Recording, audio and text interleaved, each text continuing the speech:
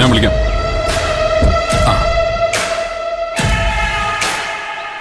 വക്കീലെ, തനിക്കറിയാലോ കാര്യങ്ങളുടെ സീരിയസ്നെസ്. ആ ടേനി കോസ്റ്റ് സ്റ്റേഷൻ ജാമ്യത്തിൽ അവനെ പുറത്തിറക്കണം. എനിക്കറിയാം സർ. അതിനുള്ള എല്ലാ ഏർപ്പാടുമായിട്ടാണ് ഞാൻ വന്നിരിക്കുന്നത്.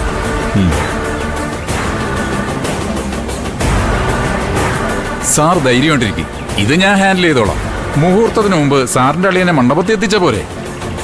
അത് ഞാൻ ഏറ്റു.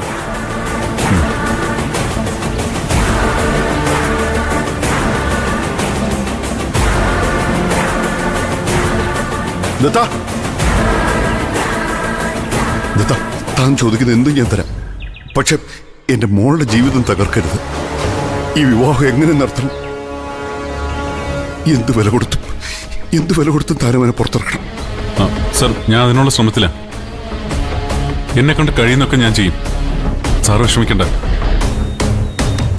ഞാൻ ഈ വിവാഹം നടത്തും. ഇപ്പൊ അതെന്റെ വാശിയാണ്. എനിക്കറിയണം താൻ എന്നെ സഹായിക്കുന്നു. എന്നാലും ആകെ കൂടെ ഒരു പേടി. ഈ മുഹൂർത്തം തെറ്റിപ്പോയ എല്ലാവരും പറയണോ എന്റെ മോളൊരു ഭാഗ്യദോഷിയാണെന്ന്. അവളുടെ നിർഭാഗ്യം കൊണ്ടാണ് ഇവൻ ഇതൊക്കെ സംഭവിച്ചെന്ന്. സാർ, ആരും ഒന്നും പറയില്ല. ഞാൻ അതിന് സമ്മതിക്കില്ല.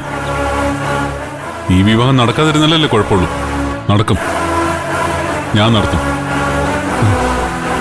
ഓക്കെ, വാ.